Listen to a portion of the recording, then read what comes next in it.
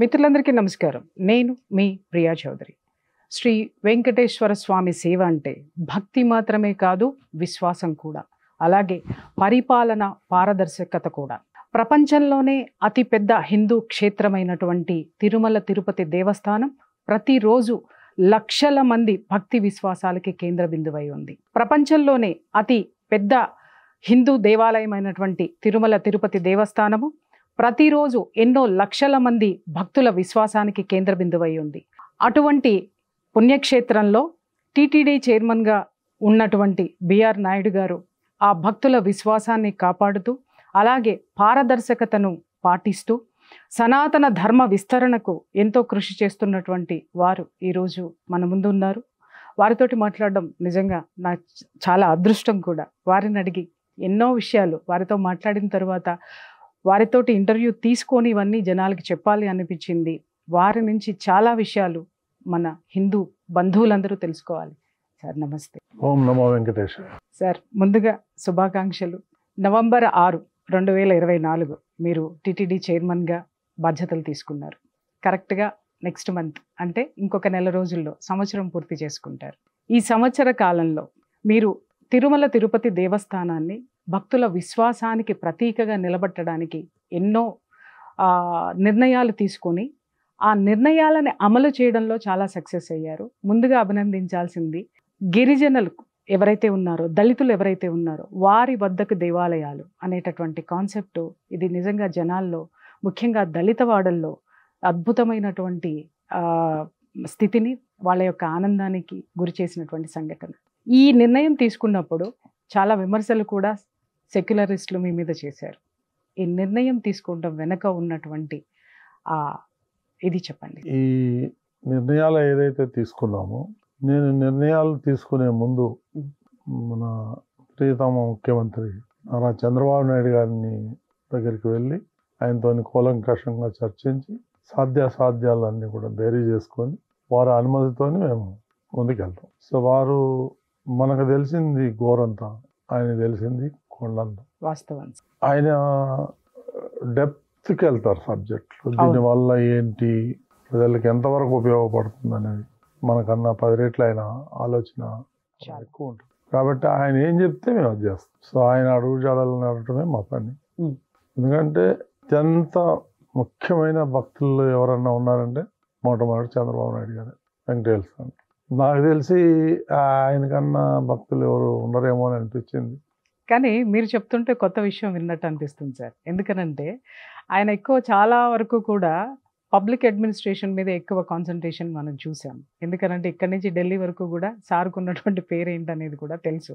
అసలు వారి పేరు చెప్పగానే ఈజ్ ఎ గుడ్ అడ్మినిస్ట్రేటర్ అంటారు ఫస్ట్. కానీ ఆయనలో దైవత్వం ఎంత ఉంది అని మీరు వచ్చిన తర్వాత మేము వింటున్నాం. ఎందుకంటే ఆయన అక్కడ పుట్టి పెరిగినాడు, తిరుపతిలో.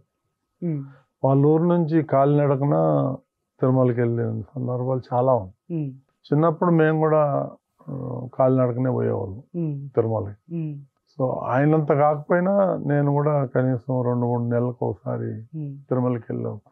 మాకు చిన్నప్పటి నుంచి కొండకు పోయి వచ్చినామంటాం. ఇప్పుడు ఇక్కడ ఉండే పబ్లిక్ తెలియకపోవచ్చు, కొండ అంటే తిరుమల. సో కొండకు పోయి వచ్చినాము, అక్కడ లడ్డు ప్రసాదం తీసుకొచ్చి 10 మందికి పంచి దాంట్లో ఆనందం వేరే ఉంటుంది. సో ఆ విధంగా మేమంతా కూడా చిన్నప్పటి నుంచి కూడా తిరుమల పవిత్రత అంటే ఏంటో మాకు కూలంకషంగా తెలుసు. అక్కడ యొక్క భక్తులు ఇబ్బంది ఏం పడుతున్నారు, వాళ్ళకి ఎలా సౌకర్యాలు చేయాలి, సామాన్య భక్తులకి ఎంత పెద్ద పీట వేయాలి, మా అజెండా అదే. మేము వచ్చిన తర్వాత చాలా సంవత్సరాలు తీసుకొస్తున్నాము. కొన్ని వచ్చినాయి ఆచరణ, ఇంకా కొన్ని రావాలి, టైం పడుతుంది. బహుశా 3-4 నెలల్లో మొత్తం స్ట్రీమ్ లైన్ చేస్తాం. సార్ మీరు వచ్చిన తర్వాత మీరు తీసుకున్నటువంటి నిర్ణయాలన్నీ కూడా జనామోదం, కానీ ఆ వెనకే మీరు చాలా విమర్శలు ఎదుర్కోవడం అనేది కూడా జరిగింది. ఇప్పుడు ఈ దళిత వాడల్లో ఏదైతే దేవాలయ నిర్మాణాలు ఉన్నాయో సార్, ఈ సిచ్యుయేషన్ని మీరు ఈ నిర్ణయాన్ని తీసుకున్న తర్వాత వచ్చినటువంటి ఆరోపణల మీద మీ యొక్క ఈ ఆరోపణలు అనేది కామన్ అండి. ఎవరు చేస్తారు ఆరోపణలు?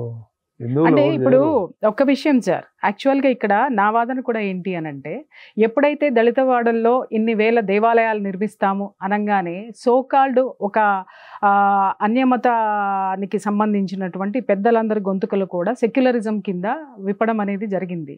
వాళ్ళు మాట్లాడుతున్నది ఏంటి అని అంటే, మురికి వాడల్లో మౌలిక సదుపాయాలను మర్చిపోయిందా ప్రభుత్వము, దేవాలయాల మాట మాట్లాడుతుంది అని అంటున్నారు. కానీ అదే మురికి వాడల్లో ఇతర మతాలకి సంబంధించినటువంటి చర్చిలు ఉన్నాయి, వాటికి ఎప్పుడూ కూడా అభ్యంతరం చెప్పాల. ఆ చర్చిలో అక్కడ ఏ విధమైనటువంటి మౌలిక సదుపాయాలు ఇస్తున్నది అనే దాని మీద ఎవరికి కూడా క్లారిటీ లేదు. ఎవరికి ప్రభుత్వానికి ఇంతవరకు కూడా వాళ్ళు కూడా ఏది ఇచ్చింది లేదు. కానీ ఎందుకు హిందువులు అనేసరికి హిందూ దేవతలు దేవుళ్ళకి సంబంధించినటువంటి విషయం రాగానే వెంటనే వీళ్ళందరికీ కూడా మనిషి ఆ మౌలిక సదుపాయాలు, దేవస్థానం యొక్క సొమ్ము ఏదైతే ఉందో అది మొత్తం కూడా జనానికి సంబంధించిందే. ఎక్కడ దేవుళ్ళకి సంబంధించి హిందూ దేవుళ్ళకి దేవాలయాలకి సంబంధించి దాన్ని విస్తరించడానికి వచ్చినప్పుడల్లా కూడా వీళ్ళు ఖండించడం కానీ వీళ్ళు రోడ్డు మీదకి రావడం అనేటటువంటిది కానీ జరుగుతుంది. అందరూ రారండి, ఒక సెక్షన్ ఆఫ్ పీపుల్. నేను ఆ సెక్షన్ ఆఫ్ పీపుల్ కి మీ కౌంటర్ అడుగుతున్నాను. ఏంటంటే నెగ్లిజిబుల్, వాళ్ళు కౌంటబుల్ కాదండి. వాళ్ళు ఇప్పుడు ఒక విలేజ్ ఉంది, ఆ విలేజ్ లో చర్చ్ కట్టుకుంటారు, ఎవరికేం అబ్జెక్షన్ లేదు. ఎగ్జాక్ట్లీ టెంపుల్ కడితే ఎందుకు అబ్జెక్షన్? అంటే అవసరం లేదు కదా. అవును, మీరు అన్నారు మౌలిక సదుపాయాలు లేవు అని, అది ప్రభుత్వం చూసుకుంటుంది. ప్రభుత్వంతో టీటీడీకి సంబంధం లేదు. ఎగ్జాక్ట్లీ, ఎందుకంటే టీటీడీ సపరేట్ స్టాంటిటీ, అది అటానమస్ బాడీ. ఆ యొక్క బాడీ ఏదైతే నిర్ణయం తీసుకుంటామో అది ఫైనల్. అది ఎవరు కూడా క్వశ్చన్ చేయడానికి వీల్లేదు. ఇప్పుడు మేము 1000 కడదాం అనుకున్నాం, ముఖ్యమంత్రి గారు వచ్చి 5000 కట్టమన్నాడు. మాకు శిరోధార్యం అంతే. ఇప్పుడు 5000 కడతాం, 5000 అయిపోయిన తర్వాత ఇంకొక 5000 కడతాం. అంటే ప్రతి ఊర్లో ప్రతి బస్తీలో ఓ దేవాలయం ఉండాలి. ఇప్పుడు కొత్తగా కొంతమంది అసోసియేషన్గా ఫామ్ అయ్యి నన్ను కూడా వచ్చి కలిశారు. పాత దేవాలయాలు ఏదైతే పాడైపోయినాయో వాటన్నిటి కూడా మనం రెనోవేట్ చేస్తాం. ఇది అద్భుతమైనటువంటిది సార్. నాకు తెలిసి తెలంగాణలో దాదాపు 101 దేవాలయాలు ఆ పురాతనమైనటువంటి దేవాలయం, అలాగే ఆంధ్రలో కూడా సేమ్ ఇంచుమించు 100 నుంచి 150 దేవాలయాలు పురాతన దేవాలయాలు ఉన్నాయి. ఇంతవరకు కూడా అవి పునరుద్ధరణకి నోచుకోలేదు. ఇప్పుడు మీరు ఆ విషయం చెప్తుంటే నిజంగా చాలా సంతోషం అనిపిస్తుంది. ఎందుకనంటే ఆ యొక్క కల్చర్ని కాపాడుకోవాల్సినటువంటి బాధ్యత హిందువులుగా మన మీద ఉంది. సో దాన్ని ఇంతవరకు ప్రభుత్వాలు వచ్చినా కూడా ఏ ప్రభుత్వం పట్టించుకోలేదు. కానీ మీరు వచ్చిన తర్వాత ఆలోచనలు ఇలాంటివన్నీ కూడా మాలాంటి వాళ్ళందరికీ చాలా సంతోషం అనిపిస్తుంది సార్. ఎందుకనంటే ఒక హిందువు అనేటటువంటి వ్యక్తి అక్కడ కూర్చుంటే నిజంగా దేవుడి పట్ల విశ్వాసం ఉన్నటువంటి వాళ్ళు ఏదైతే అక్కడ చేస్తారో సేవలు, ఆ సేవలు కనిపిస్తున్నాయి అనడంలో అసలు సందేహమే లేదు సార్. ఇంకొక విషయం ఏంటంటే నేను మీ దృష్టికి తీసుకురావాల్సింది, గోసేవ ఏదైతే ఉందో ఇప్పుడు చాలా వరకు కూడా గోవులు అక్రమ రవాణా జరుగుతున్నాయి సార్. వీటికి బెగన్ ఫ్యాక్టరీస్కి తరలించడం అనేటటువంటిది జరుగుతుంది, గోవధ జరుగుతుంది. ఇప్పుడు మన హిందూ సోదరులు ఎవరైతే ఉన్నారో, ఇప్పుడు బజరంగ్ దళ్ కానివ్వండి, విహెచ్పి కానివ్వండి, ఈ కార్యకర్తలందరూ కూడా వాటిని అడ్డుకొని గోవుల్ని కాపాడుతున్నారు. కాపాడినటువంటి గోవులు ఏమవుతున్నాయంటే వేరే ఎవరైనా సరే ఆశ్రమాలు ఉంటేనో లేకపోతే పీఠాధిపతులు ఉంటేనో అక్కడికి తరలిస్తున్నారు. అది వాళ్ళు కొంతమంది సజావుగా బాధ్యతలు తీసుకుంటున్నారు, కొంతమంది ఈ గోసేవ పేరిట అది మిస్యూజ్ జరుగుతుంది ఒకటి. రెండోది ఏంటంటే వీటినైతే పుంకాలుగా వచ్చేస్తున్నాయి సార్. ఈ గోవులు కూడా ఎక్కువ ఎక్కడి నుంచి వస్తున్నాయి అని అంటే ఇప్పుడు ట్రైబల్ ఏరియాస్లో ఉన్నటువంటి వాళ్ళు ఈజీగా ఒక 10,000కో 20,000కో 25,000కో వాళ్ళకి అప్పటికప్పుడు డబ్బు అవసరం కాబట్టి అమ్మేస్తున్నారు. అలాగే రైతుల దగ్గర నుంచి దొంగిలించబడుతున్నాయి. ఇవన్నీ కూడా పట్టుకున్న తర్వాత ప్రభుత్వానికి అంటే పోలీసులకి పెద్ద సవాల్ వీటిని ఎక్కడ పెట్టాలి అనేది. సరే పలానా ప్లేసెస్ ఉన్నాయి, కొన్ని ఆశ్రమాలు తీసుకుంటున్నాయి, అక్కడికి తరలిస్తున్నారు. కానీ అక్కడ చాలా చోట్ల ఆ గోవులకి సంబంధించినటువంటి సంరక్షణ అందడం లేదు సార్. చివరికి వాటికి మేత కూడా ఇవ్వట్లేదు. కొన్ని గోవులు చనిపోతున్నాయి అక్కడ. ఇప్పుడు మనం ఎక్కడ నుంచి అయితే మనం కాపాడి తీసుకొచ్చామో, ఎక్కడైతే పెడుతున్నామో అక్కడ సంరక్షణ అనేటటువంటిది లేకపోవడానికి కారణం ఏంటంటే ఒక మానిటరింగ్ లేదు సార్. అక్కడ ఈ గోవులు వస్తున్నాయి, వెళ్తున్నాయి, వాళ్ళు తీసుకుంటున్నారు, అలాగే అక్కడ నుంచి కూడా అక్రమ రవాణాలు జరుగుతున్నాయి అనేటటువంటిది నా దగ్గరికి వచ్చినటువంటి సమాచారం. దానికి సంబంధించినటువంటి సాక్ష్యాలు కూడా నేను మీకు తర్వాత ప్రొడ్యూస్ చేస్తాను. టీటీడీ దేవస్థానములో ఒక పెద్ద గోశాలే ఉంది సార్. గో సంరక్షణ అనేది టీటీడీ బాధ్యత, మెయిన్ ఉన్నటువంటి బాధ్యతల్లో. ఇప్పుడు ఇలా నిర్లక్ష్యానికి గురవుతున్నటువంటి గోవులు ఇప్పుడు ఏ సమస్యనైతే మీ దృష్టికి తీసుకొచ్చాను, దానికి టీటీడీ దేవస్థానం ఇనిషియేట్ తీసుకొని వీళ్ళందరికీ దిశ నిర్దేశం చేసి, ఎందుకంటే సార్ గోవుల్ని తీసుకొచ్చి అలా వదిలేస్తున్నారు. నేను ఒక చిన్న కాన్సెప్ట్ నాకు మైండ్లో వచ్చింది. ఇప్పుడు గోమయం కానివ్వండి, అలాగే గో మూత్రం కానివ్వండి, గోవుకి సంబంధించినవి ఎన్నో ఆరోగ్యకరమైనటువంటి ప్రొడక్ట్స్ని మనం తయారు చేయొచ్చు సార్. అగరబత్తీలు తీసుకోండి, పిడకలు తీసుకోండి, అలాగే గో సంరక్షకులు చేపట్టడం లేదు. దీన్ని కనుక స్వయం ఉపాధి శిక్షణ కింద టీటీడీ తరపు నుంచి ఏమన్నా జనానికి ఇచ్చి, ఈ గో సంరక్షకులు ఎవరైతే ఈ గోవులు ఏవైతే పట్టుకుంటున్నారో, ఎక్కడైతే తరలించబడుతున్నాయో వీటి సంరక్షణ తీసుకునేటటువంటిది, ఈ విధమైనటువంటి స్వయం ప్రతిపత్తి చేసేటటువంటి ఆలోచన టీటీడీ చేసేటటువంటి అవకాశం ఉందా? This is my humble request. ఇది పెద్ద సబ్జెక్ట్ అండి. ఇప్పుడు మన అన్ని లక్షల గోవులు సంరక్షణ చేయాలంటే ఆచరణ సాధ్యం కాదు టీటీడీ. ఇంకా టీటీడీ చేయాల్సిన పనులు కూడా వేరే ఉన్నాయి. సో ఇది దీనికి ఒక డిపార్ట్మెంట్ ఉంది గవర్నమెంట్లో, యానిమల్ హస్బెండరీ. వాళ్ళ పని వాళ్ళు చేయాలి. వాళ్ళకి ఏమన్నా సాయం కావాలంటే మనం టీటీడీ చేయొచ్చు. కానీ అయినా కానీ ఇప్పుడు చిత్తూరు దగ్గర పలమనేరు అనే దగ్గర ఒక 500 ఎకరాల్లో గోశాల ఉంది.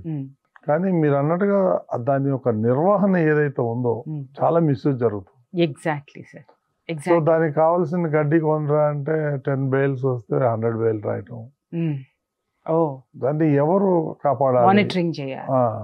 కంచె చేను వేస్తున్నట్టు చేస్తా ఉంటే ఏ విధంగా చేయాలి?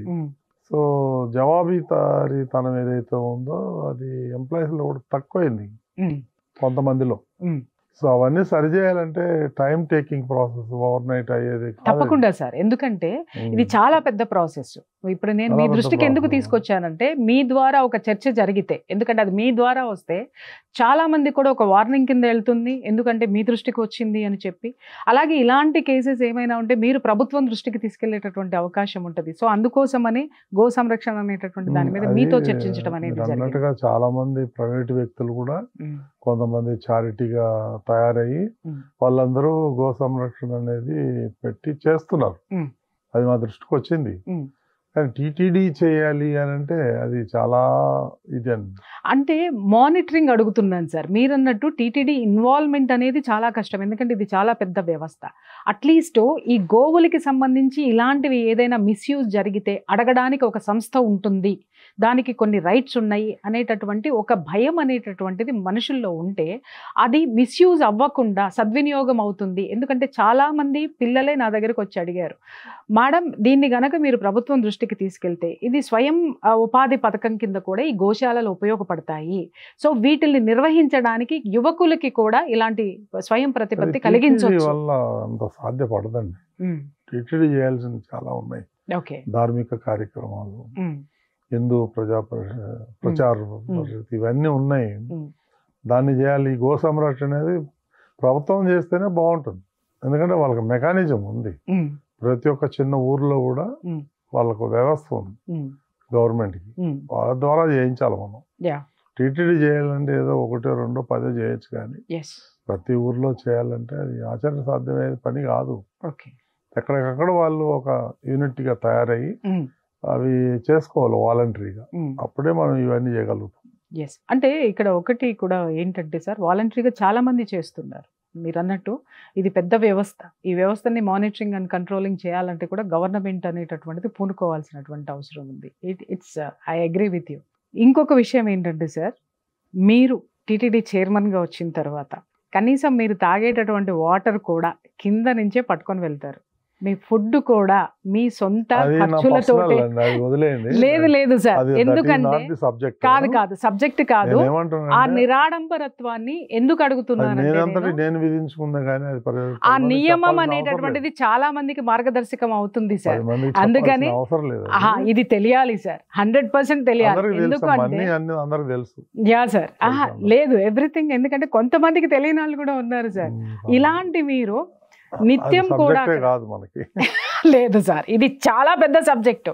ఎందుకంటే ఆ చైర్లో కూర్చున్న వాళ్ళు, ఇంతకు ముందు ఉన్నటువంటి వాళ్ళు కూడా ఎంత మిస్యూజ్ అయిందనేది మాత్రమే జనాలకి తెలుసు.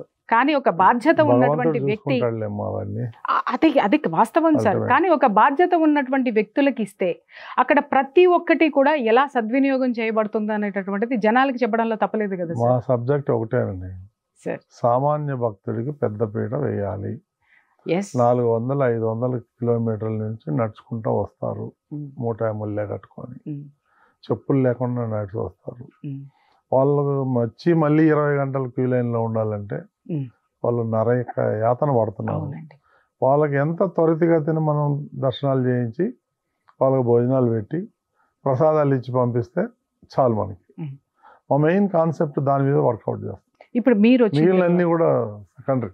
మీరు వచ్చిన తర్వాత అక్కడ మీరు చేసినటువంటి సంస్కరణలు కొన్ని చెప్పండి. అంటే చాలా ఉన్నాయమ్మా, చాలా ఉన్నాయి. ఇప్పుడు మీకు తెలుసు గతంలో ఏం జరిగిందో, అన్ని కల్తీనే. అవును, నేను విన్నాను సార్. అక్కడ లడ్డు కల్తీ, నెయ్యి కల్తీ, వాళ్ళ బతికే కల్తీ. గతంలో వాళ్ళ బతుకంతా కల్తీ బతికే. దాన్ని సరి చేయడానికి మనకు టైం పట్టింది. దాని మీద కేసులు పెడతాం, అది పెడతాం. ఇదివరకు అన్ని ఫుడ్ గ్రెయిన్స్ అన్ని కూడా ఎల్వన్ అనే రేషన్ బియ్యం అవి ఇవి తీసుకొచ్చి వండి పెట్టేవాళ్ళు. ఇప్పుడు అట్లా కాకుండా రైస్ మిల్లర్స్ దగ్గర నుంచి డైరెక్ట్గా రైస్ కొని ఒకటే క్వాలిటీ రైస్, మంచి క్వాలిటీ కొని, అలాగే మిగిలినటువంటి ఏదైతే పప్పు దినుసులు ఉన్నాయో అవన్నీ కూడా స్టాండర్డ్ కొంటాం. కాబట్టి మంచి శుభ్రమైన భోజనం పెడతాం. కొండ మీద ఈ అన్నమాంబ క్యాంటీన్లో దొరికినంత ప్రసాదం ఎక్కడ దొరకదు. అంత రుచికరమైన భోజనం దొరుకుతుంది. చాలా మంది చెప్పారు లడ్డు కూడా పాత రోజుల్లో ఉన్నటువంటి ఆ టేస్ట్ అని మేము చూస్తున్నామంటే. ఇదివరకు లడ్డూలో ఎక్కువ పటికి బెల్లం ఎక్కువ వచ్చేది, ఆ స్మెల్ కానివ్వండి, తిన్నాము అంటే తిరుపతి లడ్డు ప్రసాదం కాబట్టి అనేటటువంటి దీంట్లో ఉన్నటువంటి స్థితి నుంచి వెనకటి లడ్డు ఏదైతే సుగంధం వచ్చేదో, ఏది క్వాలిటీ అయితే ఉండేదో ఆ క్వాలిటీ ఇప్పుడు మేము చూస్తున్నాం అనేది కూడా నాతో చాలా మంది చెప్పినట్టు. కొత్తవి ఏం ప్రయోగం చేయక్కర్లేదండి, ఉన్న వాటిని పాతవే ఉన్నాయి కదా, దాన్ని చేస్తే సరిపోతుంది. మళ్ళీ రివ్యామ్ చేస్తే సరిపోతుంది. కొత్తగా ఏం చేయక్కర్లేదు. ఇవన్నీ చాలా వరకు అక్కడ పూజలు కానీ అవి కానీ ఇవి కానీ కొన్ని మార్చారండి. అది మార్చకూడదు. అది ఆగమశాస్త్రం ప్రకారం మార్చడానికి వీల్లేదు. ఆగమశాస్త్రం ప్రకారం అది మార్చడానికి లేదు కదా సార్. పాత పురాతన పద్ధతులు ఏమున్నాయో. ఇప్పుడు ఏకాదశి వస్తుంది సార్. ఎప్పటి నుంచో మా చిన్నప్పటి నుంచి 2 రోజులే ఈ ఏకాదశి, ద్వాదశి. ఇప్పుడు 10 రోజులు చేశారు దాన్ని సార్. 2 వస్తుంది కదా. 10 రోజులు చేస్తే దానికి ఒక పెద్ద వ్యవస్థ. మళ్ళా కింద టోకన్లు ఇయటం, అది చేయటం, ఇది చేయటం, ఆడ తొక్కిసలు ఆడటం, అక్కడ జనం చచ్చిపోవటం. ముఖ్యమంత్రి గారు క్లియర్ గా చెప్పారు నాకు, వాళ్ళు ఎవరో 10 రోజులు చేశారని మీరు ఎందుకు చేశారు, అవన్నీ మార్చమనే కదా మిమ్మల్ని పెట్టింది. పాత పద్ధతులు ఎందుకు వెళ్తారు, బాగా చేపట్లు పెట్టారు. కాబట్టి మళ్ళీ నవంబర్లో వస్తుంది, అది 2 రోజులకే చేద్దామనేది ఆలోచన డిసైడ్. అద్భుతం సార్. తర్వాత ఇంకొకటి నేను విన్నది, ఒక వాల్యూ పోతుందండి. వాస్తవం సార్. దానికి ఉండే వాల్యూ మనం 10 రోజులు పెట్టచ్చు, అట్లయితే 365 రోజులు కూడా ఓపెన్ చేసి పెట్టచ్చు. అవును, మీరన్నట్టు ఏకాదశి అనేటటువంటిది ఆ రోజుకి ఆ ఎనర్జీ అనేటటువంటిది ప్రత్యేకం సార్. అంతే, ఆ ఎనర్జీ ప్రకారమే అక్కడ జరుగుతుంది. దాన్ని మీరన్నట్టుగా 10 రోజులకి సాగదీయడం అని అంటే అది ఆగమ శాస్త్రాన్ని వీళ్ళకి తెలిసి చేస్తున్నారు. ఒప్పుకోకపోయినా అదే కొంతమంది పొలిటీషియన్స్ ఉన్నారు కదా, వాళ్ళని బలవంతం చేసి ఒప్పించారు. Okay sir. ఇప్పుడు చాలా వరకు మాట్లాడుతూ ఉంటారు కదా టీటీడీలో రాజకీయ నాయకుల ప్రభావం ఎక్కువ ఉంటుందని. కానీ మీరు వచ్చిన తర్వాత నేను విన్నది ఏంటంటే అసలు మీరు ఎవరికి కూడా పర్సనల్గా దర్శనాలు ఇవ్వడం అనేటటువంటిది టోటల్గా బంద్ చేసేసారు అనేది. ఎందుకంటే దాదాపు నేను ఇంతకుముందు నాకు తెలిసినంత వరకు ఏంటంటే టీటీడీ చైర్మన్కి సంబంధించినటువంటి కోటాలో దాదాపు 200 మంది వరకు దర్శనం చేసుకునేటటువంటి విఐపి దర్శనం చేసుకునే వెసులుబాటు ఉంది. 3,000, 4,000, 5,000 రోజుకి. సార్ దాన్ని మీరు ఎందుకు తీసేశారు చెప్పండి. అసలు ఆనవాయితీనే మీరు వదిలేశారు. ఇప్పుడే 20 గంటలు 22 గంటలు సామాన్య భక్తులు లైన్ లో ఉంటున్నారు. ఒక విఐపి వెళ్ళి దర్శనం చేసుకుని వచ్చే లోపల 40-50 మంది సామాన్య భక్తులు చేసుకుంటారు. సార్ ఇంతకు ముందున్న చైర్మన్లు ఇది ఆలోచించలేదా? ఇప్పుడు ఎవరి విధానం వాళ్ళది, మనం దాన్ని నేనేం చేయగలుగుతాను. నేను అర్ధరాత్రి పూట 1 గంటకి 2 గంటలకి క్యూ లైన్ లో వెళ్తే అసలు వాళ్ళ బాధలు వర్ణన. మీరు వెళ్తారా సార్? వెళ్తాను. చిన్నపిల్లలు వేసుకొని ఆడ రూమ్ లో మనం కంపార్ట్మెంట్ లో పెట్టి తాళం వేస్తే నాకు బాధ అనిపించింది. అందరికి ఎవరో చెప్తే చేసింది కాదు, మనంతటికి మనమే. విఐపి అంటే ఎవరు బాగా బిజీ ఉన్న వాళ్ళు టైం అంత స్పెండ్ చేసి లైన్లో నిల్చోలేని వాళ్ళకి ఎవరికో కొంతమందికి ఇవ్వాలి 5-10 మందికి రోజు. అంతేగాని రోజుకి వేల మందికి ఇస్తూ ఉంటే అది కరెక్ట్ కాదనిపించి నేనే కదా మా బోర్డు మెంబర్లు అందరూ కూడా ఒక నిర్ణయం తీసుకొని దానికి కట్టుబడి ఉన్నాం. బోర్డు మెంబర్స్ అంటే ఇంకొక ఇది గుర్తొచ్చింది సార్. సార్ మీరు చైర్మన్గా ఉన్నారు, మెంబర్స్గా పెద్ద పెద్ద టైకూన్స్ ఉన్నారు సార్. అవును.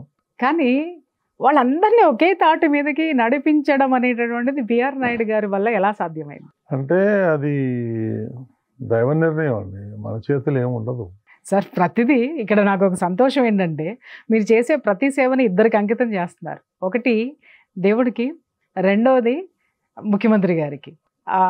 ఇంతకు మించిన సింప్లిసిటీ అండ్ యాక్సెప్టెన్స్ రెండోది ఉండదేమో. ప్రతిదీ మీరు అంకితం ఇచ్చేస్తున్నారు సార్. అంకితం అనేది కూడా కాదండి, బాధ్యత. ఎస్, నేను మొదట్లో చెప్పినట్టు ప్రజల యొక్క అవసరాలని తీర్చిన వాడే అక్కడ చైర్మన్గా ఉండాలి. ఎవరో కొంతమంది వ్యక్తులకి స్వార్థ ప్రయోజనాల కోసం చేసే వ్యక్తి అక్కడ అవసరం లేదు. అలాంటి వ్యక్తులు చాలా మంది ఉన్నారు. అధికారులు కూడా నన్ను బట్టే ఉంటారు. ఎవరైనా కానీ నేను రోజుకు 2,000 ఇచ్చాను అనుకోండి, వాళ్ళు 2,000 ఇస్తారు. నేను 30-40 ఇచ్చాను అనుకో, వాళ్ళు కూడా 30-40 ఇస్తారు. అందుకని నేనే కంట్రోల్ చేసుకుంటాను. అదేవిధంగా నా బోర్డు మెంబర్లు కూడా కంట్రోల్ చేస్తాను. బోర్డు మెంబర్లు అందరూ కూర్చోబెట్టి మేమంతా మాట్లాడుకుంటాం, ఒక ఫ్యామిలీగా ఉంటాం. గ్రేట్. విభిన్నమైన వాళ్ళు ఉన్నారు, పెద్ద పెద్ద టైకూన్. మీరు టైకూన్స్ ఉన్నారు వాళ్ళందరూ కూడా. అది చైర్మన్ అంటే వాళ్ళకి అంత గౌరవం. అట్ ద సేమ్ టైం వాళ్ళకు కూడా మేము అంతే గౌరవం ఇస్తాం, అట్లేం లేదు. అంటే ఇంతకు ముందు చాలా వీటి మీద వివాదాస్పదమైనటువంటి ఇష్యూస్ జరిగినటువంటి దాఖలాలు చాలా ఉన్నాయి సార్. బోర్డు మెంబర్స్లో ఒకళ్ళు అలా చేస్తున్నారని, ఒకళ్ళు ఇలా చేస్తున్నారని చాలా రాజకీయాలు చూడడం అనేది జరిగింది. కానీ మీరు వచ్చిన తర్వాత నేను 25-30 మంది మా మెంబర్లనే నేను ఒక దాటి మీద నడిపించకుండా వాళ్ళని నేను మంచిగా చూసుకోకపోతే ఇన్ని లక్షల మందిని ఎట్లా చూసుకుంటా? అంతే కదా. వాస్తవం. ముందు ఇల్లు చక్కబెట్టుకున్నాకనే కదా తర్వాత ప్రపంచాన్ని, రాష్ట్రాన్ని చక్కబెట్టేది. కాబట్టి నా బోర్డు మెంబర్లు కూడా నాకు ఇంపార్టెంట్. వాళ్ళకు కూడా ఏమి జరగకుండా వాళ్ళను కూడా నేను అలాగే చూసుకుంటాను, అంతే. అందులో ఏం తేడా ఉండదు. ఇంతకు ముందు చూసాం సార్, రాజకీయ నాయకుల మినిస్టర్లు వెళ్తే సార్ నెలకి కనీసం వాళ్ళు ఒక 20 రోజులు తిరుమల కొండ ఎక్కి దిగి దర్శనాలు కొండ ఎక్కడం కాదండి, దర్శనాలు చేసుకోవడమే. ఆ గడప ఎక్కే గడప దిగే గడపే చూసాం మేము. మీరు వచ్చిన తర్వాత ఇలాంటి దాఖలాలు మాకు కనపడలేదు సార్. బ్రహ్మోత్సవాలు జరిగినాయండి సార్, పట్టుమంటూ 10 మంది రాజకీయ నాయకులు రాలా. చాలా హ్యాపీగా ఉంది సార్ వినడానికి. 10 మంది రాలేదు, 10 రోజుల్లో 10 మంది కూడా రాలా. ఎవరో కొంతమంది జ్యుడిషియల్ వాళ్ళు వచ్చారు. ఎందుకంటే మీరు మంది మార్బలాన్ని మీరు యాక్సెప్ట్ చేయట్లేదు కదా సార్, అందుకని వాళ్ళకి భక్తి ఎక్కడుంది అనేది ఇప్పుడు అర్థమవుతుంది కదా. ఇంతకు ముందు భక్తి కోసం వస్తున్నారన్న బిల్డప్ లో ఉండేవాళ్ళు. బట్ మీరు ఏదైతే ఆ సూత్రాలు మీరు పాటిస్తూ వేరే వాళ్ళకు కూడా మార్గదర్శకం అయ్యారో. మేము 10 రోజుల్లో కూడా జనంలోనే ఉన్నామండి, అంతా గ్యాలరీలోనే ఉన్నాం. ఎవరు కూడా ఈ రథాల మందులు ఉండాలా, అది చేయాలి ఇది చేయాలని లేదు. మా బోర్డు మెంబర్లు అందరం కూడా తలో దిక్కుపోయి ప్రజల్లో కలిసిపోయి, భక్తుల్లో కలిసిపోయి వాళ్ళకి అన్ని అందుతున్నాయా లేదా, భోజనాలు అందుతున్నాయా లేదా, మంచినీళ్ళు అందుతున్నాయా లేదా, వాళ్ళకి ఏమన్నా ఇబ్బంది ఉందా లేదా, చక్కగా నీట్గా తీసుకెళ్ళాము. అందులో ఏమాత్రం డౌట్ లేదు. సరే, ఇంతమందిని మీరు బ్యాలెన్స్ చేస్తూ ఈ బోర్డును ముందుకు తీసుకెళ్ళడం వల్ల ఇట్స్ రియల్లీ ఇందులో జరిగినటువంటి ఇంప్లిమెంటేషన్స్ ఏవైతే ఉన్నాయో కేక్ వాక్ అయినాయి. ఇప్పుడు ఇంకొక విషయం ఏంటంటే, ఇప్పుడు యూత్ సార్ మెయిన్, మనము ఎలాగో ఒక తరం, ఈ ముందు తరము, మా తరము, మీ తరము అందరూ కూడా దైవభక్తిలో ఉన్నటువంటి వాళ్ళు. ఇప్పుడు ఉన్నటువంటి యూత్ని సనాతన ధర్మం వైపుకి, అలాగే భక్తి విశ్వాసాల వైపుకి నడిపించడానికి టీటీడీ ఏమైనా పద్ధతుల్ని వాళ్ళ కోసం? యూత్ ఎక్కువ వస్తున్నారండి, నేను నా అబ్జర్వేషన్. మీరు అన్నట్టుగా ఓల్డ్ పీపుల్ కాదండి, యూత్ ఎక్కువ వస్తున్నారు.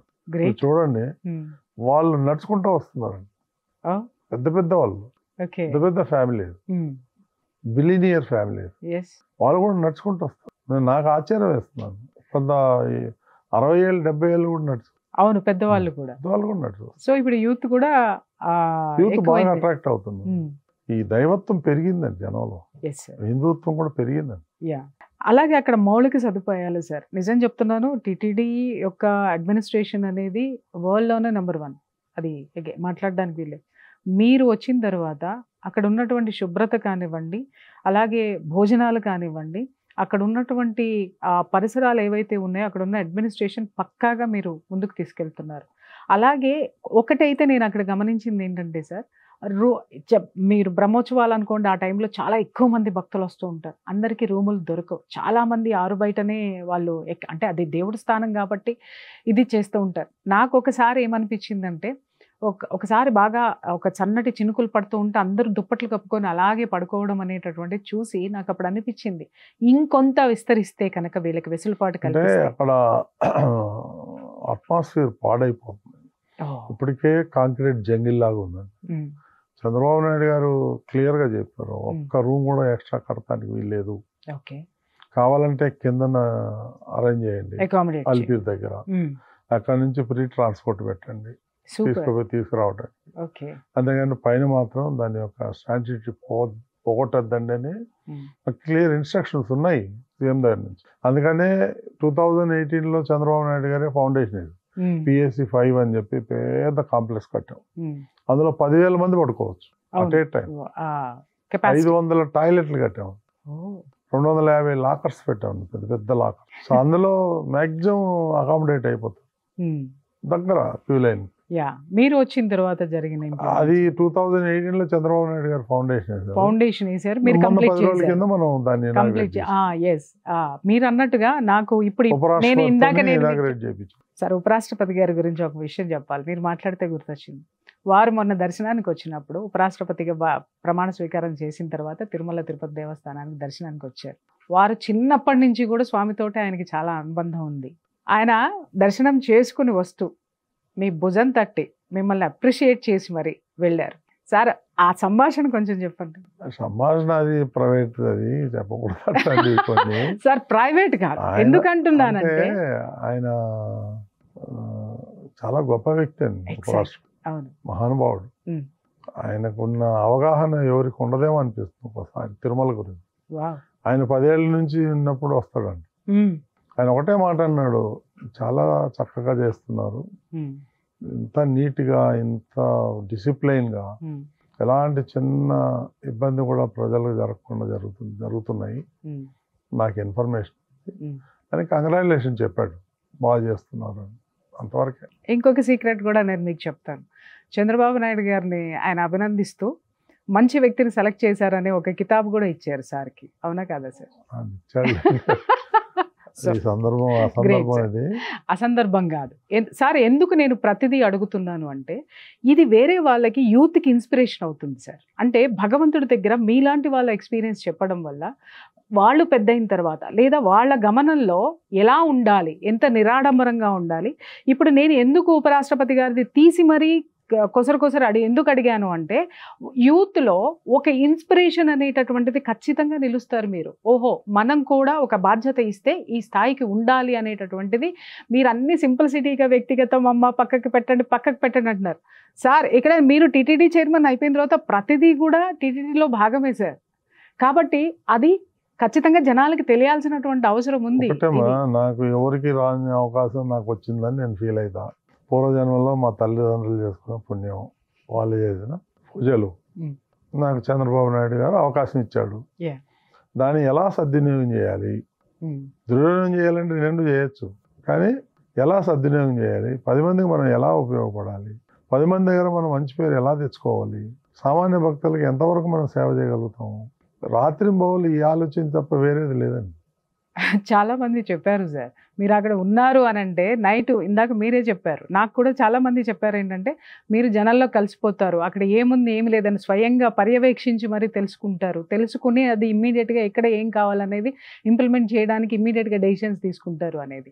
సార్, ఇంకొక విషయము నాకు నిజంగా చాలా సంతోషం అనిపించింది ఏంటి అని అంటే, కొండ మీద గెస్ట్ హౌస్లు ఉన్నాయి సార్, కొన్ని ప్రైవేట్ గెస్ట్ హౌస్లు. ఇప్పుడు మేము ఎప్పుడైనా సరే, నాకు ఎప్పుడైనా అక్కడ అకామిడేషన్ దొరకకపోతే వాటిల్లో ఉన్న సందర్భాలు కూడా ఉన్నాయి.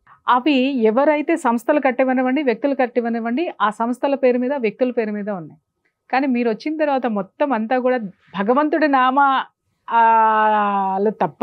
ఒకటండి, అది ప్రైవేట్ ప్రాపర్టీ కాదు, అది టీటీడీ ప్రాపర్టీ. మరి ఇంతకు ముందున్న చైర్మన్ల దృష్టికి అది రాలేదా సార్? ఎవరు ఇంట్రెస్ట్ వాళ్ళది, నాకేం ఇంట్రెస్ట్ లేదు. అన్ని దేవుడి పేర్లు ఉండాలి కానీ సొంత పేర్లు ఉండకూడదు అనేది కాన్సెప్ట్. అది బోర్డు మీటింగ్ లో పెట్టాము. బోర్డు ఏకగ్రీవంగా సపోర్ట్ చేసింది. మేమంతా దేవుడి పేర్లు మార్చేసాము. సింపుల్, దాంట్లో కాంట్రవర్సీనే లేదు. అది ప్రైవేట్ గా ఇప్పుడు నేను బిఆర్ నాయుడు కాంప్లెక్స్ అని పెట్టుకుంటే నాది అది కాదు కదా, అది భగవంతుడిది. అది భగవంతుడి పేరు పెట్టాలా, మనం ఓన్లీ సేవకులమే, మన పేర్లు ఎందుకు అక్కడ? Great words. మనం సేవకులం, సేవకులం అంతే. అది అంతా టీటీడీ ప్రాపర్టీ అండి, స్వామివారి ప్రాపర్టీ. అది ఎవరికి ప్రైవేట్ ప్రాపర్టీ ఎవరికి లేదాడ. కాబట్టి స్వామివారి పేరే ఉండాలని నేను చెప్పేది. ఇంకొక ముఖ్యమైనటువంటిది సార్, అక్కడ అన్య మతస్థులు ఎవరైతే ఉన్నారో వాళ్ళు హిందువుల ముసుగులో ఇక్కడ ఉద్యోగం సంపాదించినటువంటి ఎంప్లాయీస్ చాలా మంది ఉన్నారు. వాళ్ళ వల్ల ఎంత పొల్యూట్ అయింది అనేటటువంటిది ఇంతకు ముందు మేము చూసాం. వైఎస్ రాజశేఖర రెడ్డి గవర్నమెంట్ లో 2004లో చాలా మంది రిక్రూట్ అయ్యారండి. అవును సార్, వాళ్ళ ఇంట్రెస్ట్ వాళ్ళది. నేను గతంలో కూడా చెప్పాను, పేరు వెంకటేశ్వరరావు అని ఉంటుంది, వాడి కింద చర్చ్ మెయింటైన్ చేస్తాడు. ఆ విధంగా అయ్యారు. ఇప్పుడు మేము వాళ్ళని ఐడెంటిఫై చేసి కొండ మీద నుంచి కిందికి పంపించేసాం మొత్తం. అంటే ఎంప్లాయ్మెంట్ తీయలేదు, ఎంప్లాయ్మెంట్ తీయాలంటే దాన్ని కొన్ని రూల్స్ ఉంటాయి. కానీ ఇది చాలా ఈజీ కదా, వాళ్ళ జీవన భృతి అలాగే ఉంచారు, దాన్ని మార్చటం వెరీ సింపుల్ సార్. అంతే. ఇప్పుడు వాళ్ళకి విఆర్ఎస్ తీసుకోమని కూడా అడుగుతున్నాము. ఓకే, ఆ ప్రక్రియ నడుస్తుంది. వాళ్ళని కన్విన్స్ చేసి, మన సిద్ధాంతం ఏం చెప్తుంది, పొట్ట మీద కొట్టడం లేదు కదా, కొట్టకూడదు అనేది సిద్ధాంతం మీద పోతున్నాం. వాళ్ళకి కన్విన్స్ చేస్తున్నాం. ఇప్పుడు అట్లాగే వాళ్ళు చర్చలు గిచ్చలు పోతే వాళ్ళకి అంత పెద్ద పెద్ద బొట్లు పెట్టిస్తా, బొట్లు పెట్టుకుని డ్యూటీకి రండి. అవును, ఇది కూడా విన్నాను సార్. మొత్తం అందరికి నామాలే నియమం పెట్టారు. నామం పెట్టకపోతే పొమ్మంటాం కింద. ఎగ్జాక్ట్లీ. అది హిందూ టెంపుల్ అండి, అది హిందువులదేనండి. అది వేరే వాళ్ళు ఉంటానికి వీలు లేదు. మన మాన్యువల్లో ఉంది, టీటీడీ మాన్యువల్లో. సార్ విషయం ఏంటంటే ఇక్కడ హిందూ మతానికి వచ్చేసరికి మన హిందుత్వానికి సంబంధించినటువంటి మాన్యువల్స్ సెక్యులర్లకు అవసరం లేదు సార్.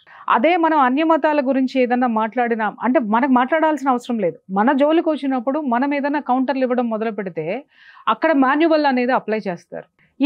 దీన్ని కోఆర్డినేట్ చేయడం అనేటటువంటిది మీకు ఎలా సాధ్యమైంది, నాకు అది ఫస్ట్ చెప్పండి. ఎందుకంటే ఇంతకు ముందంతా వివాదాలే జరిగినాయి, మీరు సింపుల్ గా చెప్తున్నారు వాళ్ళందరినీ కొండదించేసామనేసి. అది అసలు నిజంగా ఎంత ప్లెయిన్ ట్రాన్స్ఫర్మేషన్ సార్ ఇది.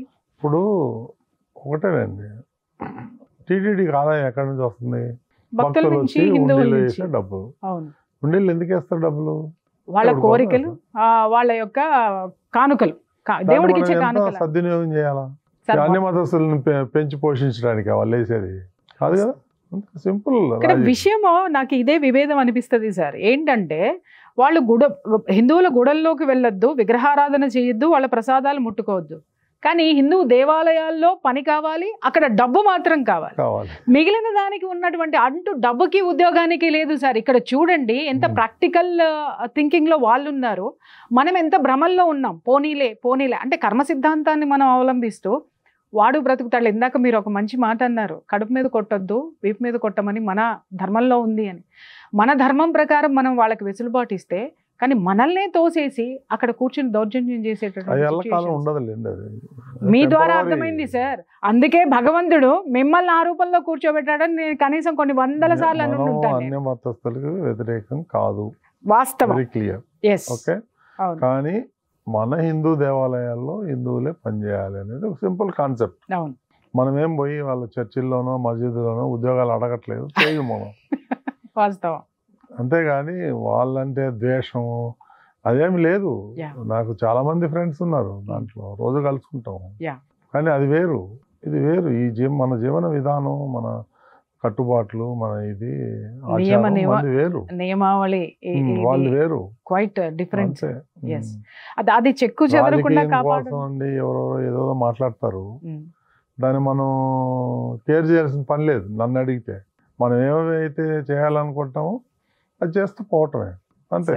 ఇక్కడ అందరికీ తెలియాల్సినటువంటి విషయం ఏంటంటే టీటీడీ బోర్డు చైర్మన్ అంటే ఏంటి అని అంటే, ఒక భక్తితో అక్కడ విశ్వాసపాత్రుడుగా ఉండడం మాత్రమే కాదు, అక్కడ ఉన్నటువంటి ధర్మాన్ని కాపాడటం, అక్కడ ఉన్నటువంటి సనాతన ధర్మం యొక్క ప్రచారాన్ని, అలాగే దాని యొక్క విలువల్ని కాపాడడం అనేటటువంటి చాలా పెద్ద బాధ్యత. ఇది ఇంతకు ముందు మనము చాలామంది వచ్చారు, ఆయారాం గయారాంలే చాలామందిని చూసాం. కానీ ఇక్కడ జనాలందరికీ, నేను హిందువులందరికీ, హిందూ బంధువులందరికీ చెప్పాల్సింది ఏంటి అనంటే, ఒక వ్యక్తి ఒక శక్తి దగ్గర చేస్తున్నటువంటి సేవలు ఏవైతే ఉన్నాయో వాటిల్ని మనం కూడా గమనించి మన హిందూ ధర్మాన్ని పటిష్టం చేసుకోవడానికి, మనం ముందుకెళ్ళడానికి ఇలాంటి వాళ్ళని మనం ఐకాన్లుగా తీసుకోవాలి. ఖచ్చితంగా మనం తెలుసుకోవాలి. ఎంతసేపు మనం పక్కవాడు ఏం చెప్తాడో వింటాడో అనేది కాదు, మనకి మనం ఎంత గమనిస్తున్నాము. ఎందుకంటే మనకు ఒక దశా దిశ నిర్దేశం చేసే వాళ్ళు లేరు ఇంతవరకు కూడా. సో ఇప్పుడు భగవంతుడు ఇగో ఇలాంటి వ్యక్తుల రూపంలో మనకి ఎలా చెయ్యాలి, ధర్మాన్ని ఎలా ముందుకు తీసుకెళ్ళాలి అనేటటువంటిది నిలవెత్తు సాక్ష్యాలు చూపిస్తున్నప్పుడు ఖచ్చితంగా మనం వారిని అనుసరించాల్సిందే. సార్, ఇంకొక విషయం ఏంటంటే, ఈ ధర్మ ప్రచారాన్ని ముందుకు తీసుకెళ్ళాలి అని అంటే, ఇప్పుడు మన స్వామి ఆల్రెడీ ఇప్పుడే దేశాలు దాటేశారు. దీన్ని ఇంకా ముందుకు తీసుకువెళ్ళడానికి ఇప్పుడు మీరు చేపడుతున్నటువంటి ఆ యొక్క ఇవి సంస్కరణలు ఏమున్నాయి?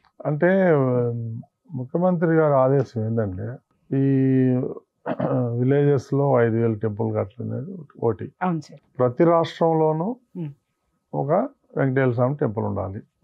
ప్రతి కంట్రీలో కూడా ఎక్కడైతే హిందువులు ఉన్నారో, తెలుగు వాళ్ళు ఉన్నారో ఆడ కూడా ఒక టెంపుల్ కట్టాలనేది కాన్సెప్ట్. సో ఆ దిశగా మేము ఒక కమిటీ లాగా ఫామ్ అయ్యి మేము వర్కౌట్ చేస్తున్నాం. రేపులో ఎల్లుండి నేను అస్సాం వెళ్తున్నాను. వెళ్ళి అక్కడ 15 గౌహతి ఆ కామాఖ్య టెంపుల్ దగ్గరలో మనకు ఒక 15 ఎకరాలు ఇస్తున్నారు. అది అగ్రిమెంట్ చేయడానికి వెళ్తున్నాను నేను. సార్, శక్తి పీఠంలో మొట్టమొదటిసారిగా స్వామి దేవాలయం అక్కడ. అవును. ఇది నిజంగా గ్రేట్ థింగ్స్. అట్లా అన్ని ఇప్పుడు నవీ ముంబైలో ఒకటి కడుతున్నాను. తర్వాత ఇప్పుడు వారణాసిలో ఒకటి కట్టాలని ప్లాన్ చేస్తాం. వారణాసిలో కూడా స్వామి వెళ్తున్నారు. ప్రతి స్టేట్ లోనూ ఒక టెంపుల్ కట్టాలని చంద్రబాబు నాయుడు కాన్సెప్ట్ అండి. ఇవంతా మాది ఏముంది, ఒక సైనికుడిగా పనిచేయటం తప్ప బిహైండ్ ది బ్రెయిన్ ఆయనే Disha. So very much thankful to them, to him sir. Sir కి నిజం చెప్పాలంటే మాకు అవకాశం ఇచ్చాడు. ఆయన ఆలోచనలు మనం ఆచరణలో పెట్టాలి నిస్వార్థంగా. ఇప్పుడు మీరు నిన్న వచ్చారు నా దగ్గరికి, నాకు ఇంటర్వ్యూ కావాలన్నారు. సరే అమ్మా ఓకే అన్నా. కానీ నేను జనరల్గా ఎవరికి ఓకే అన్నాం.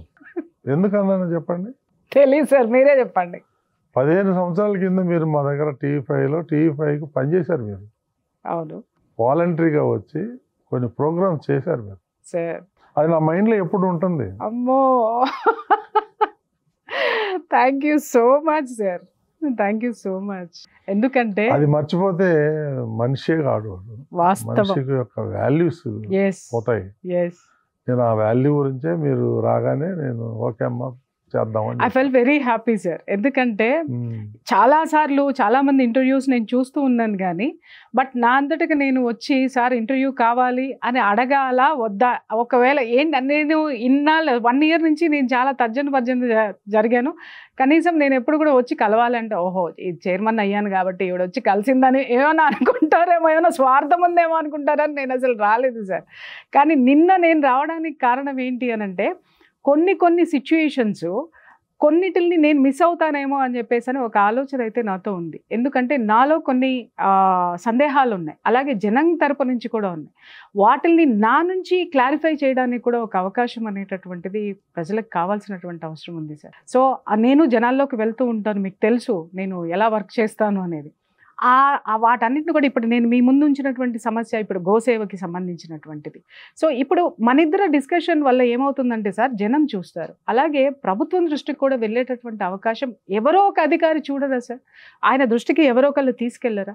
సో ఈ స్థితిని చక్కబెట్టడానికి మీలాంటి వాళ్ళు ఒక మూల స్తంభంగా నిలబడినప్పుడు మాలాంటి వాళ్ళకి ఒక ఉత్సాహం. రివ్యూ చేసుకున్నామండి ఈఓ దగ్గర, మేమంతా కూడా సార్ అక్కడ ఉన్నటువంటి గోశాలను ఎట్లా డెవలప్ చేయాలి, తిరుపతి కింద అలిపిరి దగ్గర గోశాల పెద్దది ఉంది, దాన్ని ఎలా డెవలప్ చేయాలి, దానికి ఒక కమిటీ వేయాలి, ఎక్స్పర్ట్స్ కమిటీ పెట్టి వాళ్ళని వెటర్నరీ డాక్టర్ని లేకపోతే అపాయింట్ చేయటం, ఆ గడ్డి క్వాలిటీ చెక్ చేయటం. ఈ మధ్య కర్మ ఏంటంటే కొంతమంది ఆ ఎక్స్పైరీ మెడిసిన్స్ వాడతారండి గోవులకి, దారుణం అండి. ఇవన్నీ పట్టుకున్నామండి మేము. పోతే ఇక మైక్రో లెవెల్లో అబ్జర్వ్ చేస్తాం. సార్ మీ సంగతి మాకు బాగా తెలుసు. ఎందుకు అనంటే మీ దగ్గర నేను వర్క్ చేశాను. ఒక సిన్సియారిటీ ఉంటే మీరు ఎంత గొప్పగా మీరు దాన్ని ప్రోత్సహించి ముందుకు తీసుకెళ్తారు అనడానికి పెద్ద ఉదాహరణ నేను. ఈరోజు నా వాయిస్ జనాల్లో ఇంత బలంగా ఉంది అనంటే సార్ మీరు మీలాంటి వాళ్ళు నన్ను ఎంత స్ట్రాంగ్గా నిలబెడితేనో, నా మీద ఎంత విశ్వాసం ఉంచితేనో ఈరోజు ఎన్ని ఆటుపోట్లు వచ్చినా తట్టుకుని నిలబడి, మీకు తెలియంది కాదు సార్ ఎన్ని ఫేస్ చేశాను అనేది, తట్టుకొని నిలబడ్డాను అనంటే ఖచ్చితంగా బిఆర్ నాయుడు గారు ఏంటి అనేటటువంటిది అందరికంటే కొంచెం ఎక్కువే నాకు తెలుసు సార్. బికాజ్ సిన్సియారిటీ ఉన్న చోట ఆ సిన్సియారిటీని ఆయన ఏ విధంగా సమాజానికి ఉపయోగపడేటట్టు ఆయన ఎలా మలుచుకోగలడు అనేటటువంటిది నిజంగా తెలుసు. ఫస్ట్ టైం మీకు చైర్మన్ ఇస్తున్నారు అన్నప్పుడు నేను ఒకటే మాట మాట్లాడాను. నేను ఖచ్చితంగా అక్కడ ఒక సంస్కరణ జరుగుతుంది అంటే అందరూ నాకేసి ఒక విధమైనటువంటి నవ్వు నవ్వారు. అంటే మీ నాయుడు గారు కాబట్టి మీరు వెనకేసుకొస్తున్నారా? లేదు సార్, నాయుడు గారు యొక్క సిన్సియారిటీ నేను చూశాను. నా సిన్సియారిటీని ఎప్పుడు కూడా మీరు మా అమ్మాయి అని అందరికీ మీరు పరిచయం చేసేవారు. సో ఆ ఎఫెక్షన్ అనేటటువంటిది, ఆ ఎఫెక్షన్ మాత్రమే కాదు, నేను చేసేటటువంటి వర్క్ ఏదైతే ఉందో దానికి పూర్తి స్వేచ్ఛను ఇచ్చారు మీరు. ఎప్పుడు కూడా ఆ స్వేచ్ఛను నేను ఎప్పుడు మిస్యూజ్ చేసుకోలేదు, మీ దగ్గర మిస్యూజ్ చేయలేదు, దాన్ని ఎప్పుడు కూడా నేను ఇది చేయలే. అది ఏదైతే నేను మీలో చూశానో అది ఖచ్చితంగా నాకు అక్కడ కనిపిస్తుంది అనేటటువంటిది గట్టిగా నమ్మిన వ్యక్తిని సార్ నేను. అది ఈరోజు చూస్తుంటే కూడా నాకు నిజంగా గర్వంగా ఫీల్ అవుతాను నేను ఎప్పుడు కూడా. ఒకటి మీ నుంచి టీటీడీ దేవస్థానం నుంచి ఇది ఇలా ఈరోజు జరిగింది అనంటే I feel very happy that నాకు ఒక ఫాదర్ అచీవ్మెంట్ చేశారేమో అన్నంత గర్వం నాకు వస్తుంది. ఇందాక మీరు అన్నారు కళ్ళలో నీళ్ళు వస్తున్నారు నాకు మీరు చెప్పాలంటే, ఇంటర్వ్యూ అడగగానే ఎందుకు ఇచ్చాను అని అంటే నువ్వు వాలంటరీగా చేసినటువంటి సర్వీస్ నాకు గుర్తుంది అని. I'm very very much thankful to you. And one more thing sir, మీరు మరిన్ని సేవలతోటి మీరు ముందుకు వెళ్ళాలి. భగవంతుడు మీకు సంపూర్ణమైనటువంటి ఆయుర ఆరోగ్యాలని మీకు ప్రసాదించాలి సార్, ప్రసాదిస్తారు కూడా. అలాగే చివరిగా నా యొక్క అభ్యర్థన ఏంటి అనంటే టీటీడీ దేవస్థానం తరపు నుంచి మహిళలకి స్వయం ఉపాధి కింద సంబంధించినటువంటి ట్రైనింగ్స్ ఏమన్నా ఇచ్చేటటువంటి అవకాశం ఉంది. అది ఒక్కటి నేను మీ దృష్టికి ఎందుకు తీసుకొచ్చానంటే ధార్మిక సంస్థల నుంచి ఒక ట్రైనింగ్ ఏదైతే ఉంటుందో ఒక డిసిప్లిన్ అనేటటువంటిది వాళ్ళు నేర్చుకున్నటువంటి విద్య మీద వాళ్ళకి కూడా కలుగుతుంది సార్. అలాగే వాళ్ళు ఏ ధార్మిక సంస్థ నుంచి వాళ్ళు అది నేర్చుకున్నారో ఆ ధార్మిక సంస్థ యొక్క గొప్పతనము ఆ దైవత్వాన్ని ప్రజల్లోకి తీసుకెళ్లేటటువంటి అవకాశం ఉంటుంది. దాని మీద మీరు ఒక రిపోర్ట్ తయారు చేయండి. తప్పకుండా తయారు చేసి నాకు ఇస్తే నేను బోర్డులో పెట్టి దాన్ని డిస్కస్ చేసి దాన్ని ఇంప్లిమెంట్ చేద్దాం. ఇబ్బంది ఏం లేదండి అట్లాంటివన్నిటికి కూడా. ఎందుకంటే యూనివర్సిటీలు చాలా ఉన్నాయండి సార్. తిరుపతిలో మొత్తం యూనివర్సిటీలన్నీ మా కింద వస్తాయండి, టీటీడీ కింద.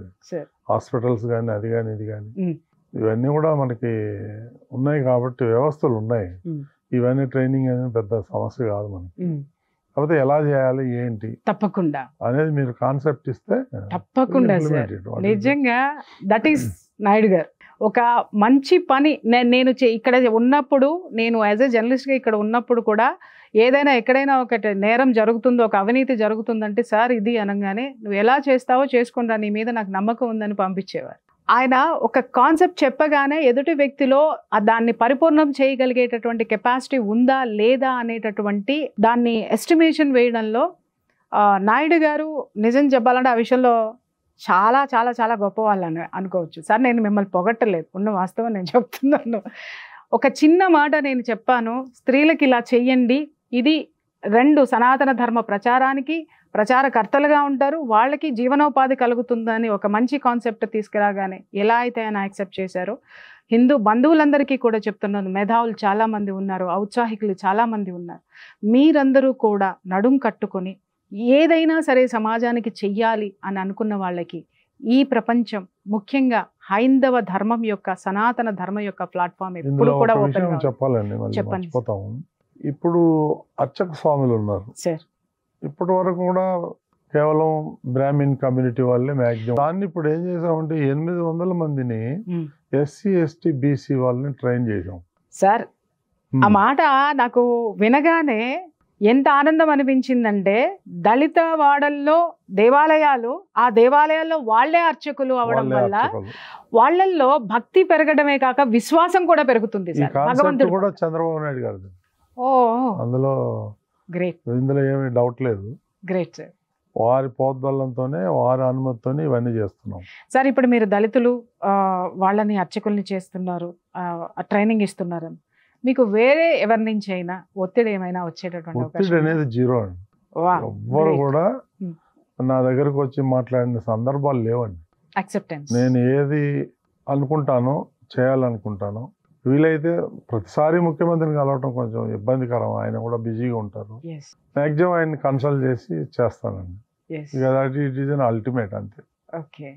డిసిషన్ తీసుకోముందు మా బోర్డు మెంబర్లతో సంప్రదించి నిర్ణయం కలెక్టివ్ నిర్ణయం తీసుకుంటాం. అందులో ఏమాత్రం సందేహం లేదు. సార్ ఇంకొకటి, భోజనం చాలా టేస్ట్గా ఉంది అనేటటువంటిది ఒక ఇది విన్నాను నేను. అలాగే అక్కడ పరిశుభ్రత చాలా పెరిగింది అనేది విన్నాను. సార్ ఇవి ఇంకా ముందుకి మీరు తీసుకెళ్తారు అనేటటువంటి విశ్వాసం మా అందరిలోనూ ఉంది.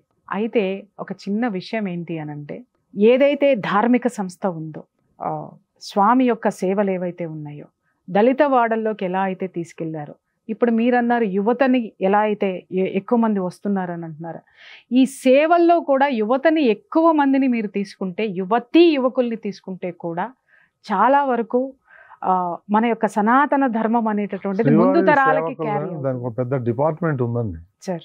వాళ్ళు వచ్చి వారం రోజులు 10 రోజులు సేవ చేస్తారు సార్, చేస్తున్నారండి ఇప్పుడు కూడా. అందులో కూడా మ్యాక్సిమం యూత్ వస్తున్నారు ఇప్పుడు, కానీ వెయిట్ లిస్ట్ అండి. అవును సార్, వెయిట్ లిస్ట్ అని విన్నాను, కానీ యూత్ వస్తున్నారు అని అంటే చాలా హ్యాపీ. చాలా మంది వస్తున్నారు, చాలా హ్యాపీ. చాలా యూత్, అమ్మాయిలు అబ్బాయిలు యూత్ మామూలుగా లేరండి.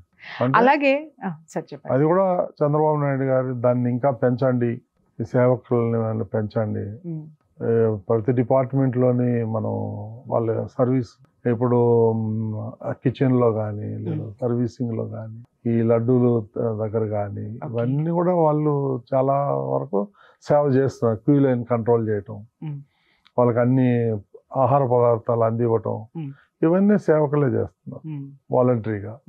సో అలాంటిది ఇంకా పెంచమంటారు ఆయన, గ్రాడ్యువల్గా పెంచుతాం. ఇంకొక విషయం సార్, తిరుమల తిరుపతి దేవస్థానం యొక్క వేద పాఠశాల, ఇవాళ నేను చాలా వేద పాఠశాలలు చూశాను. కొన్ని చాలా సక్సెస్ఫుల్గా రన్ అవుతున్నాయి, కొన్నిట్లో అసలు విద్యార్థులే లేరు అనేటటువంటిది వాపోతున్నారు. యువతలో వేదాల పట్ల, వేదం అంటే ఒక బ్రాహ్మణ్ కులానికి సంబంధించినటువంటి వాళ్ళు మాత్రమే నేర్చుకోవాలి అనేటటువంటి దాని నుంచి అది సామాన్యులకి, ఇతరులకి తీసుకొచ్చి నేర్పించేటటువంటిది ఏదైనా చేస్తే, వేదం ప్రతి ఒక్కడూ తెలుసుకుంటే మన యొక్క దేశము ఇంకా అభివృద్ధి పదంలోకి ముందుకు వెళ్తుంది. ధర్మంలో ఉందండి, దానికి ఒక డిపార్ట్మెంట్ ఉంది, వాళ్ళు చేస్తున్నారు. తిరుమలలో వేద పాఠశాల మీరు చూసారో లేదో? ఒక్కసారి చూశాను సార్. ఎన్టీ రామారావు ఆ రోజుల్లో ఎంత అద్భుతంగా కట్టారు, రాజమహల్ లాగా ఉంటుంది. అవును సార్, థిక్ ఫారెస్ట్ లో ఉంటుంది. అవును, చాలా అద్భుతంగా ఆ రోజు. ఎందుకంటే వేదం పొద్దున్నే లేసి వాళ్ళు నేర్చుకునేటప్పుడు ఎలాంటి సౌండ్ పొల్యూషన్ కానీ ఏది ఉండకూడదు, ప్రశాంతంగా కూర్చొని వాళ్ళు నేర్చుకోవాలనే ఉద్దేశంతో పెట్టారు మహానుభావుడు. వాడికి పోతేనే అదొక రకమైన, అయ్యో చూసాను సార్, ఎంత ప్లజెంట్ ఉంటదంటే చెప్పలేను, అక్కడి నుంచి రావాలని అనిపించదు, అంత బ్యూటిఫుల్ గా ఉంటుంది. కాబట్టి అలాంటివి మనం ఇంకా డెవలప్ చేయాలి. యా సార్, అంటే వేదము జనం, ఇప్పుడు అక్కడ యూనివర్సిటీస్ ఉన్నాయి సార్. ఇప్పుడు నేను అడిగేది ఏంటంటే, టీటీడీ దేవస్థానానికి సంబంధించిన యూనివర్సిటీస్ ఉన్నాయి, అలాగే ఆ విద్యా సంస్థల్లో ఈ వేదాన్ని కూడా ఒక సబ్జెక్ట్ కింద పెట్టేటటువంటి ఆలోచన చేస్తే చాలా బాగుంటుంది. అంటే ఇప్పుడు చాలామంది రైజ్ అవ్వచ్చు, వేదాన్ని ఎలా పెడతారు, మేము చదవం, మేము చేయమని. సార్ అలా కాకుండా దీన్ని మాండేటరీ కింద చేసేటటువంటి ఆలోచన చేస్తే నిజంగా అందరం కూడా చాలా సంతోషం. ఎక్స్పర్ట్స్ పెట్టి ఆలోచన చేయాలండి సార్. కొన్ని విషయాలు తొందరపడి నిర్ణయం తీసుకోకూడదు సార్. తొందర కాదు సార్, బీజం వేయండి. కాదు, మీరు బీజం వేయండి సార్.